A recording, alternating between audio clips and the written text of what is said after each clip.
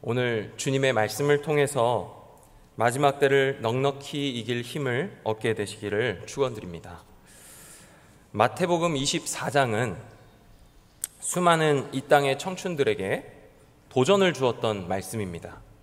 마지막 때에 복음 전파 사역의 도구를 자청하면서 세계 선교에 뛰어들었던 선교의 황금기가 있었죠.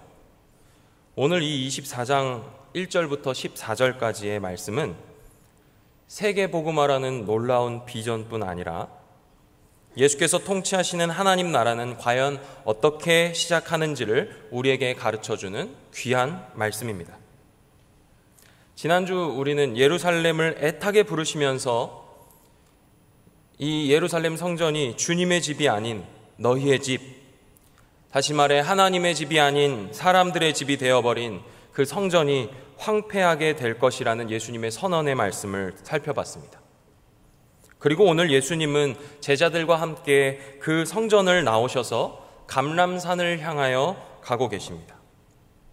먼저 예수님께서는 예루살렘 성전이 정말 파괴되는 역사적 사건을 예언하신 것이지만 24장을 계속 읽다 보면 단순히 성전의 종말이 아닌 우주의 종말을 우리에게 보여주고 계시다는 사실을 금방 알 수 있습니다. 오늘은 그래서 이 마지막 때에 대한 이야기를 예수님께서 제자들에게 어떻게 가르치셨는지 좀 들여다보려고 합니다. 그리고 우리가 사는 지금은 어떤 때이고 이 때를 우리가 어떻게 살아야 하는지 알게 되기를 소망합니다. 부디 진리의 영이신 성령님께서 우리 가운데 깨닫게 하시는 은혜가 있으시길 바랍니다. 우리 사진 한 장을 한번 볼까요? 네, 이곳은 미국에 있는 뉴포트라는 곳입니다. 그 뉴포트라는 곳에는 이렇게 으리으리한 대저택들이 많이 있는데요. 소위 도금 시대, 미국 역사상 유례를 찾아볼 수 없는 경제 대호황의 시기에 부자들이 서로 앞다투어 저 뉴포트라는 곳에 저렇게 멋진 대저택을 짓기 시작했다고 합니다. 당시에 어느 정도로 부자셨냐면 저분들이 미국 전체의 부의 40%를 이 상위 1%가 차지했을 만큼 부유한 사람들의 경쟁력이 막강했었다고 합니다. 또 이들이 단지 경제계에서만 위력을 떨쳤던 것이 아니고 정치계에도 많은 입김이 들어갔기 때문에 미국 전체가 저 대저택을 소유한 분들의 힘에 의해서 운영되던 때가 있었다고 합니다. 누구도 범접할 수 없는 그들만의 세상, 바로 그 상징이 이 미국에 자리하고 있는 대저택들이에요. 우리 사회에도 그렇게 보이는 것들이 있습니다. 누구도 범접할 수 없는 것 같은, 마치 유리천장과 같은 것들이 있죠. 청년들의 가슴을 깊이 훑고 지나갔던, 요즘은 조금 시들은 것 같지만 수저계급론이 아마 대표적인 예일 것 같습니다. 도저히 무너질 것 같지 않은 거대한 힘은요, 어느 시대나 또 어느 문화에나 있어 왔습니다. 예수님 당시에도 예외는 아니었어요. 이런 거대하고 강력한 힘이 두 가지 정도 있었는데요. 첫째는 예루살렘 성전을 중심으로 한 유대주의라는 종교적인 힘, 그리고 로마 제국이라는 막강한 군사적, 정치적 힘이었습니다. 먼저 예수님은 첫 번째 힘, 성전 중심의 유대주의에 대해서 경고장을 날리셨어요. 예수님께서 지난주에 우리가 하신 말씀을 살펴봤는데 마태복음 23장 38절에 뭐라고 말씀하셨나요? 보라, 너희 집이 황폐하여 버려진 바 되리라. 여기서 이 너희 집은 예루살렘의 집이죠. 성전을 가리키는 말입니다. 예수님께서는 제자들과 무리들이 듣는 자리에서 바리새인과 서기관들의 교훈을 주의하라 당부하신 후에 독사의 새끼들이라는 험한 말까지 하시면서 그들에 대한 하나님의 심판을 강력하게 경고하셨습니다. 예수님의 이 경고는 단순한 경고나 으름장이 아니었죠. 이 말을 들었던 제자들의 생각은 근데 조금 달랐던 것 같습니다. 이 말씀 이후에 시작하는 우리 24장 1절과 2절 말씀을 함께 자막을 보고 읽어보겠습니다. 시작. 예수께서 성전에서 나와서 가실 때에 제자들이 성전 건물들을 가리켜 보이려고 나아오니 대답하여 이르시되 너희가 이 모든 것을 보지 못하느냐? 내가 진실로 너희에게 이르노니 돌 하나도 돌 위에 남지 않고 다 무너뜨려지리라. 당시 성전은 헤롯 성전입니다. 헤롯 성전. 헤롯 왕이 사람들의 환심을 사려고 화려하고 크게 지었던 성전이죠. 그래서 그 성전 자체도 크고 웅장했지만 성전을 둘러싸고 있는 성벽과 그 주변에 있던 부속 건물들이 정말 많았다고 하는 그 사실이 요즘 이제 유적 발굴을 통해서 점점 더 드러나고 있다고 합니다. 예수님께서 이 성전 밖으로 나와서 감람산을 향해서 가십니다. 이 감람산은 예루살렘 성전을 기준으로 동편에 있던 산이에요. 예수님께서 그 산에 가고 계시는 것은 점점점 오르막길이 등장을 했을 것이고, 오르막길을 올라가다 보면 이제 예루살렘 전체가 다 보이는 어느 지점쯤 아마 다다랐을 겁니다. 그때쯤에 제자들이 예수님께 다가왔습니다. 손짓을 하며 다가온 거예요. 아마 이 사람들이 손짓을 했다는 것은 예수님도 함께 성전에 계셨기 때문에 성전의 구조나 모습을 모를까봐 예수님을 안내해드리려고 하는 손짓은 아니었을 겁니다. 근데 이 제자들이 예수님께 무슨 말을 했는지 오늘 마태복음에는 등장을 하지 않아서 우리가 알 수 없지만, 같은 장면을 기록하고 있는 마가복음을 보면 이렇게 기록하고 있어요. 도대체 어찌 저 성전이 무너질 수 있겠습니까? 저 성전은 어떻습니까? 이 성전은 어떻습니까? 라고 물어보는 거예요. 어떻습니까? 라는 질문이 예쁘죠? 아름답죠? 이걸 듣고자 하는 질문이 아니라 어떻게 이 성전이 황폐하게 될 수 있겠습니까? 라고 묻는 질문인 거예요. 그들이 하고 있는 행동, 또 마가복음의 기록을 통해 이 장면을 좀 재구성해 보자면, 지금 제자들은 아니 예수님 저것 좀 보십시오. 저 아름답고 웅장하고 거대한 성전이 무너진다고요? 아니 저 건물들 좀 보시라고요. 이런 얘기를 하고 있는 거죠. 2절에서 예수님은, 마태복음에는 어떤 제자들의 대사도 없지만 예수님이 대답하여 이르시되 이렇게 시작해요. 대답하여 이르시되. 예수님이 뭐라고 대답하셨냐면 너희가 이 모든 것들을 보지 못하였느냐라고 되물으시는 대답을 하셨어요. 분명히 제자들은 예수님께 예수님 저희랑 이거 다 보셨지 않습니까? 이거 어떻습니까? 라고 예수님께 물어봤는데 예수님은 도리어 제자들에게 너희가 이걸 못 봤느냐고 묻고 계시는 거예요. 같은 걸 보고 있지만 예수님께서는 늘 제자들과 다른 걸 보고 계시다는 사실을 우리가 알 수 있는 것이죠. 우리들 대부분은 현재의 상황에 우리의 시선을 빼앗긴 채 살아갑니다. 제자들 역시 현재의 권력의 시선이 뺏겼고 현재를 벗어난 어떤 것을 기대하고 바라볼 능력이 전혀 없는 것처럼 보여요. 그런데 예수님은 다르셨습니다. 제자들은 절대 볼 수 없는 것을 늘 생각하시고 늘 이야기하셨어요. 그리고 여기서도 예수님은 장래의 일을 말씀하고 계십니다. 돌 하나도 돌 위에 남지 않고 무너뜨려질 것이다. 실제로 험한 절벽 위로 지어진 이 예루살렘 성은 요새와도 같은 곳이었어요.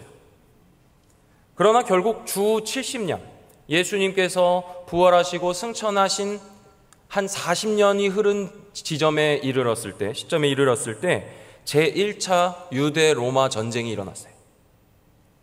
그때 이 성전이 함락되고 무너지고 맙니다. 예수님의 말씀이 실제로 이루어진 것이죠. 근데 만일 여기서 예수님의 예언이 끝나는 것이었다면 오늘 우리가 읽은 이 말씀은 그냥 역사 기록에 지나지 않을 겁니다.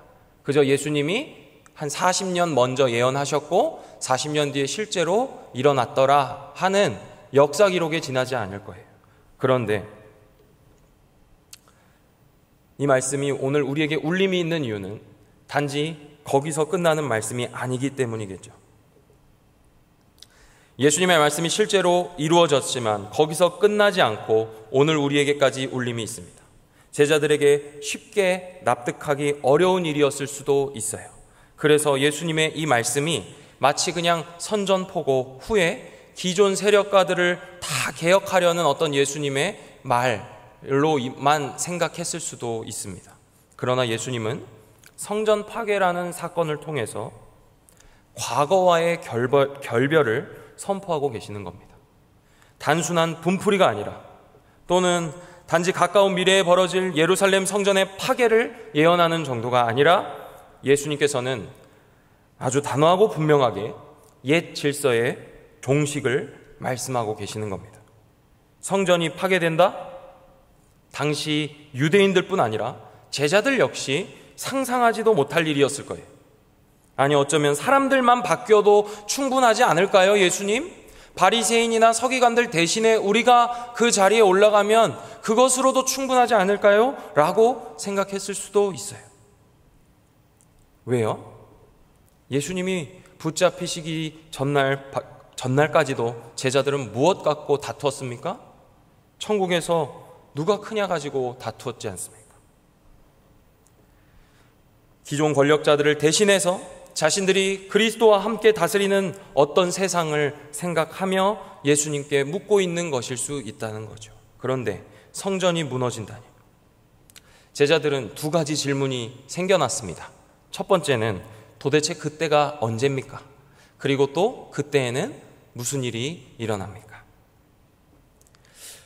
우리는 제자들의 이 질문에 집중하기보다 이 질문에 대한 예수님의 대답에 집중해야 됩니다. 그럼에도 불구하고 많은 사람들은 이 제자들의 질문에 집중했어요. 그래서 오늘날 많은 사이비와 이단들이 이 말씀을 통해 나왔다는 것을 우린 잘 알고 있죠. 그래서 이 24장이 정말 중요합니다. 1차적으로 제자들은 성전이 무너지는 때가 언제냐 질문을 했습니다. 근데 예수님은 이 질문에 대해서 오늘 본문에는 답하지 않으시고 뒤에 가서 뭐라고 이야기하셨냐면 36절에 보니까 그 날과 그때는 아무도 모르나니 하늘의 천사들도 아들도 모르고 오직 아버지만 아시느니라. 그래서 오늘 우리는 더욱이 제자들의 질문보다 예수님의 말씀에 집중해서 살펴보려고 합니다. 오늘 본문에서 주목해야 할 것은 바로 미혹과 견딤이에요. 미혹과 견딤. 예수님께서 말씀하신 그 대답 가운데 미혹을 정리하자면 두 가지 카테고리로 정리할 수 있습니다. 첫째는 자칭 그리스도라는 사람들의 미혹과 거짓 선지자들의 미혹이에요. 그리고 또 다른 하나는 난리와 난리 소문, 그리고 먹고 마시는 문제와 자연재해 현상, 그리고 사람과 사람 사이에 일어나는 불신과 무정과 불법함입니다. 더 요약해서 말하자면 첫째는 종교적인 미혹이고 둘째는 사회적인 미혹입니다. 먼저 종교적인 미혹은 무엇입니까? 하나님 나라에 대한 왜곡입니다. 예수님 당시 유대 사회는 메시아 대망 사상이 고조되고 있던 시기였어요. 로마 제국으로부터 정치적으로 독립해서 우리가 하나님의 나라를 이 땅 가운데 이뤄보자 하는 열망이 극에 달하던 시기였습니다.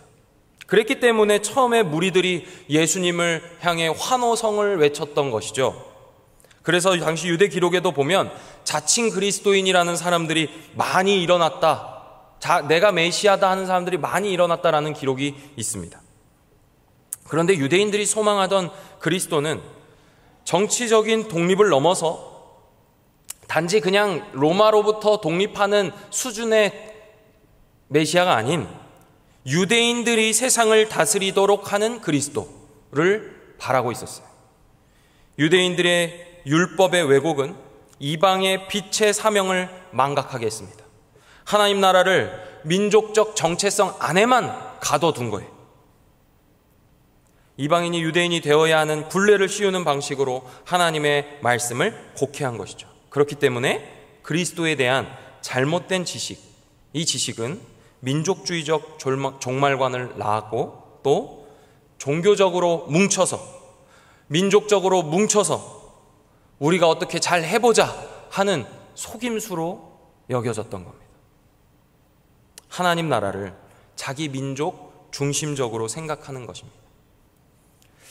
또 에스겔서를 보면요, 여호와의 영광이 언약궤에서 올라와 성전 동문 문지방에 머물다가 거기로부터 나와 성전 동편에 있는 산에 머무는 장면이 에스겔서 11장까지 기록되어 있습니다. 그리고 이 에스겔서 11장 이후에는 이스라엘을 향한 하나님의 말씀, 심판의 말씀이 선지자 에스겔을 통해서 선포되죠. 오늘 이 장면을 한번 보시면 예수님께서 성전을 나오셔서 성전 동편에 있는 감람산에 가서 앉으셨다 하는 장면이 오버랩돼요. 그만큼 이 마태복음은 구약의 이미지와 언어와 분위기를 많이 가지고 오는 말씀입니다. 그런 배경에서 생각해 봤을 때 우리는 이 예수님이 말씀하시는 거짓 선지자를 이해할 수 있어요. 예레미야 선지자가 이스라엘의 멸망을 이야기할 때 수많은 선지자들이 예레미야의 반대편에 서서 뭐라고 얘기했습니까? 멸망받지 않을 것이라 이야기했습니다. 하나님의 나라를 누가 감히 무너뜨리겠냐 했습니다. 그러나 예레미야는 당당하게 아니다, 너희가 70년 동안 포로 생활을 해야만 할 것이라 예언했죠. 거짓 선지자들은 하나님의 심판과 공의와 정의에 대하여 늘 반대합니다. 예수님이 얘기하시는 거짓 선지자, 여기서의 이 거짓 선지자들은 그 구약에 있는 거짓 선지자들과 같은 의미의 거짓 선지자들인 거예요. 하나님의 심판, 하나님의 정의, 하나님의 말씀을 바르게 살아내지 못하는 자들에 대한 하나님의 공의 시련이 그들에게는 버거운 일이고 거리끼는 일이었던 것이죠.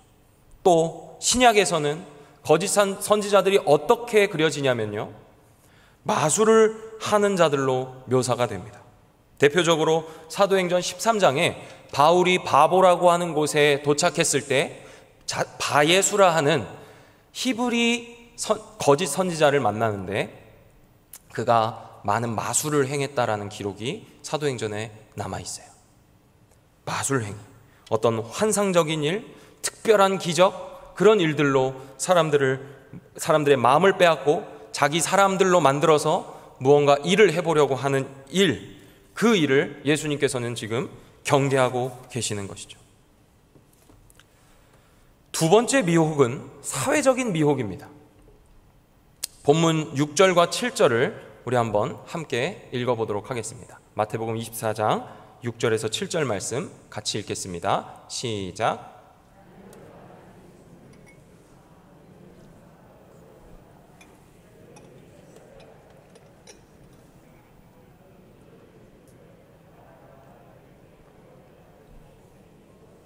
기근과 지진이 있으리니.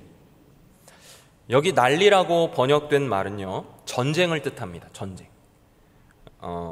로마 제국이 대평화를 누렸던 시대가 언제부터 언제냐라고 이제 역사적 학자들한테 물어보면 대부분 동일하게 표현하는 때가, 가리키는 때가 언제냐면요, 기원전 27년부터 기원 후 200년까지를 로마의 대평화 시대라고 이야기한다고 합니다. 예수님이 계셨던 때는 딱 요 기간에 중간 언저리에 들어와 있는 것이죠. 근데 역사 기록에 따르면 30년부터 60년 정도부터 이 평화에 대한 균열 조짐이 로마에서 감지되기 시작했대요. 제국의 영토가 워낙 넓다 보니까 이 변방에 있는 곳에서부터 민족과 민족, 나라와 나라들 간의 어떤 권력 다툼과 전쟁이 빈번히 일어나기 시작했다고 합니다. 폭력과 억압에 의한 강제적인 평화가 결코 영원할 수 없다는 것이 이제 로마의 몰락으로 우리에게 역사적으로 증명되지 않습니까? 이스라엘의 독립에 대한 염원 역시 이 30년에서 60년 사이에 꽃을 피우고 있던 거예요. 그리고 아까 말씀드린 대로 기원 후 70년에 이 반란을 잠재우기 위해 로마의 장군이 예루살렘 성전을 함락했던 겁니다. 70년에. 예수님께서 전쟁과 전쟁의 소문을 들을 것이라고 말씀하신 것은 갑자기 뜬금없이 하신 말이 아니고 실제 이 세계 사회의 분위기가 이렇게 흘러가고 있었다는 거고, 사람들의 마음에 저기 어느 지역에서 전쟁이 났다더라, 저기 지금 이렇게 전쟁을 하고 있다더라 하는 그런 마음 설레게 하고 아주 우리 마음을 두근거리게 하는 일들이 있었다는 것을 아시고 지금 말씀하시는 겁니다. 또 예전과 달리 큰 기근이 로마를 찾아왔고, 또 지진이나 홍수와 같은 자연재해가 많이 발생했다고 해요. 그러다 보면 이 로마 제국에 대한, 이 대평화 로마 제국에 대한 의구심이 사람들 속에서 싹트기 시작하겠죠. 이런 소문이 제국에게는 큰 타격이었을 수 있습니다. 근데 예수님께서는 이 난공불락처럼 보이는 종교적인 권력과 정치적 권력의 공허함과 무기력함을 지적하시면서 무너질 것 같지 않은 것들이 무너질 것을 우리에게 보여주고 계시는 거예요. 그리고 이런 일들이 일어나는 때에 우리는 견뎌야 한다고 말씀하십니다. 13절 말씀을 제가 다시 읽어보겠습니다. 그러나 끝까지 견디는 자는 구원을 얻으리라. 예수님께서는 구원을 얻기 위해 이곳 저곳에 마음을 빼앗기며 기웃거리는 것이 아니라 머물 것을 우리에게 가르쳐 주시는 거예요. 여러분, 견딘다는 말은요, 기웃거리는 말과 반대되는 말입니다. 사람의 마음이란 것은요, 혼란한 상황이나 급박한 상황이나 모든 것이 불확실한 상황이 닥칠수록 더 분주해지는 게 사람들의 마음이에요. 분주해지면 어떻게 됩니까? 여기저기 다니면서 살 궁리를 찾아다니겠죠. 우리나라만 해도 어떻습니까? 북한이 미사일을 실험했다 하면 주식시장이 요동치죠. 그러다가 며칠 있다가 정상회담을 하자는 얘기를 했다고 하면 다시 또 주식시장은 수직 상승을 합니다. 요즘 이 코로나 때문에 우리가 잊고 지냈던 사실이 있는데, 코로나 초창기의 뉴스를 한번 떠올려 보세요. 해외 뉴스를 전해주면서 어떤 일들이 뉴스 장면에 막 등장했습니까? 사재기 하는 외국의 사례들이 막 등장하는 것을 본 적이 있으시지 않습니까? 비교적 안정적이었던 우리나라에서조차 이 뉴스가 들려오니까 사람들이 막 뭔가를 사야 되는 건 아니냐 하며 마음을 막 떨어했던 그 시기가 생각이 납니다. 대표적으로 마스크 값이 폭등했죠. 마스크를 매점매석하는 일들도 막 일어났습니다.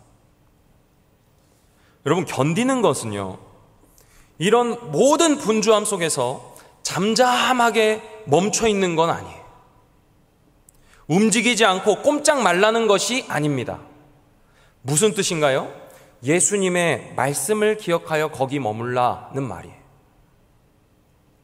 예수님의 이름 때문에 민족들로부터 미움을 받는 일은 전도와 선교를 하지 않으면 절대 일어나지 않을 일이죠. 민족들이란 말은 물론 먼저 혈통적으로 다른 민족을 의미하는 것이겠지만, 넓게 이 말을 해석하자면 주를 알지 못하는 모든 사람들을 가리킵니다.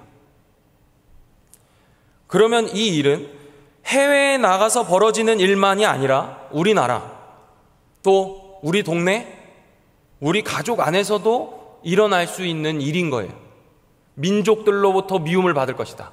내 이름으로 인해 민족들로부터 미움을 받을 것이다 라는 말은 한 민족이 아닌 민족이 아니라 주를 알지 못하는 모든 사람들을 의미하는 거예요. 견디는 사람은요, 그냥 가만히 있는 게 아니라 복음 안에서 머물기 위해 복음을 살아내려고 애쓰며 사는 모습을 가리키는 거예요. 견디는 사람은 멈춰 있는 사람이 아니라 예수님의 말씀 안에서 견디는 사람이기 때문에 예수님의 말씀 안에서는 그 누구보다도 활발한 사람입니다. 14절 말씀을 제가 자막을 보시면서 제가 한번 읽어드리겠습니다. 이 천국 복음이 모든 민족에게 증언되기 위하여 온 세상에 전파되리니 그제야 끝이 오리라. 이 말씀에서 우리는 또 시기에 주목하게 됩니다. 끝이 오리라. 언제요? 전파되면. 근데 그게 아닙니다. 천국 복음의 확장성에 주목해야 돼요. 예수님께서는 복음이 확장되는 것의 가장 큰 걸림돌은 유대인들의 거짓된 가르침, 성전 중심으로 이루어진 민족주의로 전락한 종교, 그리고 로마 제국이라는 거짓 평화의 속임수라고 가르치셨어요. 그러나 유대인들의 종교가 막강한 권세를 누리고 또 결코 멸망할 것 같지 않아 보이는 강력한 로마 제국의 통치, 그때 성전을 보면서 주님, 이 성전을 보십시오. 이것이 어떻게 무너지겠습니까? 라며 그 권세와 통치 아래서 사지분간하지 못하는 이들에게 예수님은 단호하게 말씀하신 거예요. 돌 하나도 돌 위에 남겨지지 못한 채 무너질 것이다. 하나님 나라는 우주적인 일이고 전 민족과 나라와 계층과 연령과 성별의 관계없이 임하는 나라입니다. 또한 평안하다 평안하다 안전하다 안전하다 하는 강력해 보이는 정치 경제 군사의 헛된 속임수의 폭정의 나라가 아닙니다. 아직 완성되지 않은 하나님 나라는 복음 안에서 요동하지 않으며 잠잠히 견디고 인내하고 주의 이름으로 당하는 환난 가운데 기뻐하는 나라예요. 사랑하는 은평의 가족 여러분, 이런 하나님 나라를 살아야 하는 우리는 과연 무엇을 실천할 수 있을까요? 우리 교회는 다른 교회에 비해 부끄럽지 않을 만큼 선교에 집중하고 있는 교회입니다. 국내 선교와 해외 선교, 그리고 지역 복음화에 앞장서는 교회예요. 뿐만 아니라 이번 달 마지막 주 우리는 가족과 함께하는 복음 행전을 계획하고 있습니다. 그런데 혹시 우리 가운데 난공불락의 성처럼 복음의 확장성을 억제하고 있는 강력하게만 보이는 권세를 지닌 무언가가 있지는 않으십니까?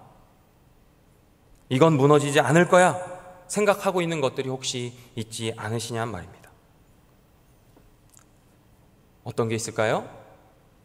아무리 말해도 변하지 않으시는 부모님의 완고함, 여러 번 자주 말하고 권해도 늘 반항하기만 하는 자녀, 아내 또는 남편의 말이라면 일단 잔소리로 치부해버리는 고집스러운 나의 배우자, 혹시 우리의 경험들이 복음이 그들에게 전해질 수 있는 길을 막고 있는 것은 아닐까요?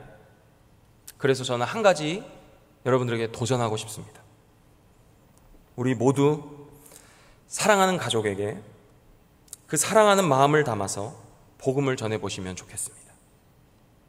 나의 아들은, 내 딸은, 우리 부모님은, 내 남편은, 내 아내는 안 될 거야 라는 생각은 잠시 넣어두시고, 무너질 것 같지 않아 보이는 나의 경험도 내려놓으시고, 입시 때문에 취업 준비로 바쁘고 분주하고 불확실한 미래로 불안해하는 자녀들에게 확실한 것에 마음과 시간과 정성을 쏟으라 말하시길 바랍니다. 그리고 그들에게 예수님을 만나길 간절히 원한다, 담대하고 따뜻하게 이야기하실 수 있기를 바랍니다. 또한 경제적으로 어려움을 겪고 계시거나 육신의 질병이나 고통 때문에 힘들어하고 걱정과 두려움으로 힘겨워하는 가족들이 계신다면 그들에게 사랑과 진심을 담아 복음을 전해보십시오. 그래서 복음을 사는 삶이 무엇인지 진짜 보여주실 수 있는, 이 복음 행전을 통하여 보여주실 수 있는 저와 여러분 될 수 있기를 소망합니다. 함께 기도하겠습니다. 거룩하시고 사랑이 많으신 아버지 하나님, 주의 부르심 따라 이 땅에서 교회로 하나님 나라의 백성으로 살게 하신 것 감사합니다. 무너질 것 같아 보이지 않던 성전이 무너진 것을 보며 제자들과 초대교회 성도들은 주를 향한 열정과 사랑이 식어지기는커녕 날로 커져갔을 줄로 믿습니다. 옛 질서를 끝내시고 새 시대를 여심으로 우리를 그 시대 속에서 풍성한 은혜 가운데 살게 하시니 감사합니다. 우리가 주님 오시는 날까지 복음 안에서 모든 미혹을 이겨내어 견딤으로 주를 기다리게 하시되 수동적으로 멈춰있는 것이 아니라 가까운 가족부터 먼 곳에 있는 이들에게까지 주의 복음을 전하는 일에 최선을 다하게 하여 주옵소서. 오직 주님의 말씀에만 귀 기울이길 간절히 바라옵고 예수 그리스도의 이름으로 기도합니다. 아멘.